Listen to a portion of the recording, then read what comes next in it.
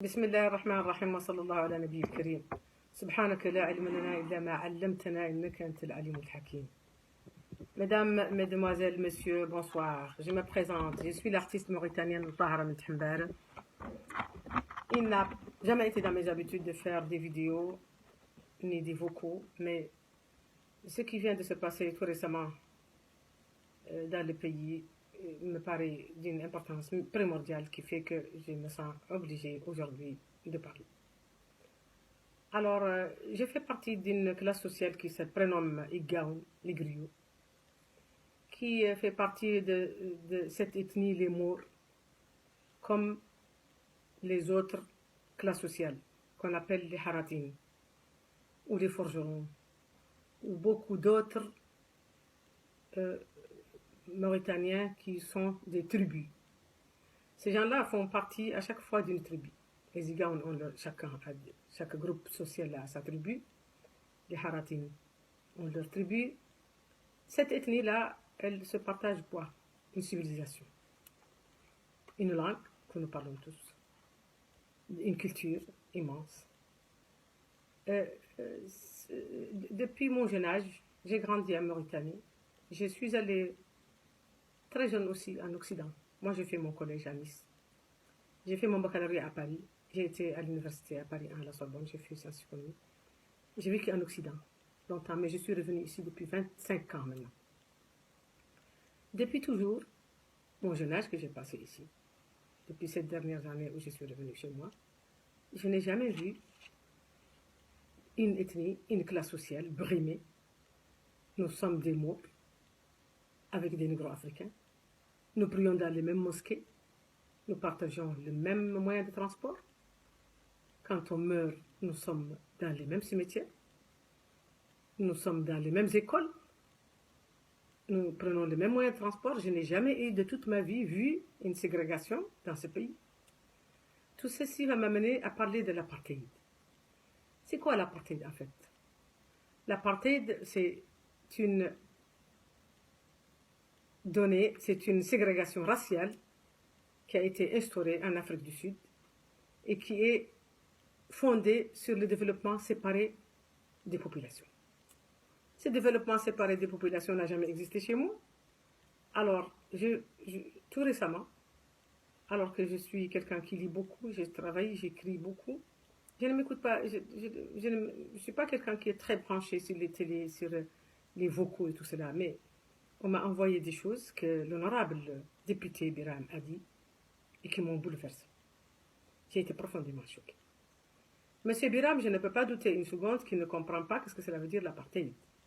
L'explication de l'apartheid que je viens de donner, qui est une ségrégation raciale fondée sur la séparation, n'est-ce pas, économique des populations et culturelle.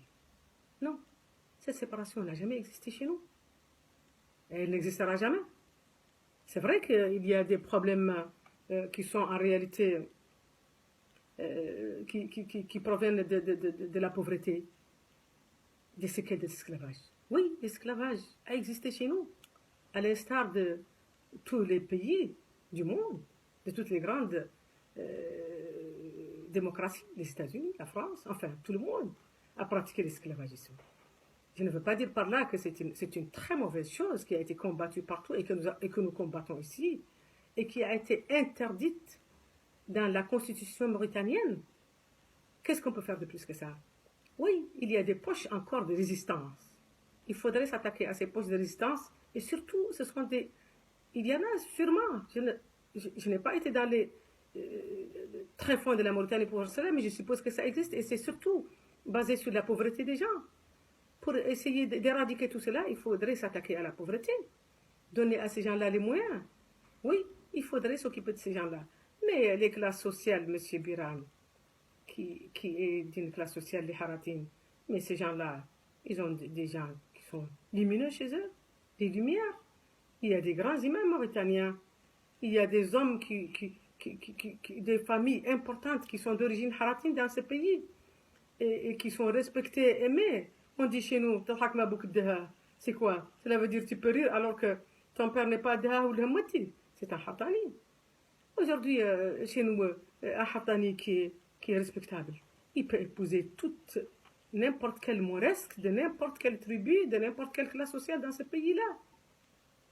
Moi, enfin, je ne vais pas taper sur le pays en ce moment, mais moi, je suis d'une classe sociale qui n'a pas encore eu tous ses droits, beaucoup, en tout cas, moins que les Haratines, beaucoup moins. Mais je ne peux pas dire que la Mauritanie est un système d'apartheid. Non.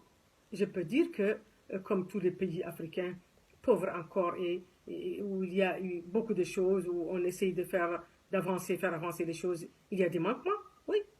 Et à chaque étape, on essaye d'ajuster le tir.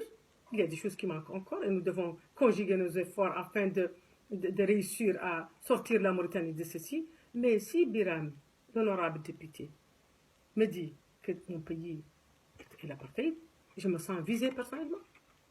Je me sens extrêmement visé, puisque moi, je défends aujourd'hui, je défends mon passeport.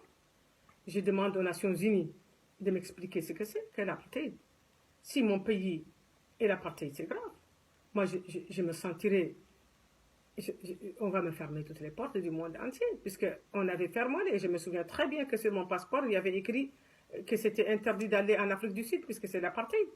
Alors, on va m'interdire maintenant d'aller quelque part en Occident, en Europe, dans les pays arabes, dans le monde entier va m'interdire de venir, puisque mon pays est l'apartheid, ou bien alors on va essayer d'expliquer aux Nations Unies que c'est un mensonge, que c'est faux, ce que M. Biram a dit, et que je ne sais pas dans quel but il le dit et que je ne voudrais pas le savoir.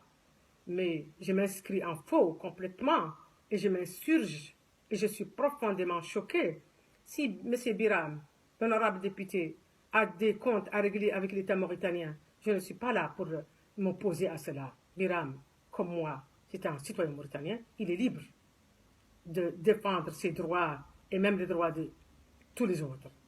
Mais qu'ils me disent que mon pays est l'apartheid, non, je ne suis pas d'accord.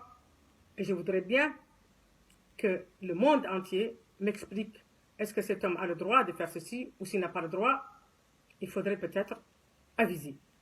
Je vous remercie.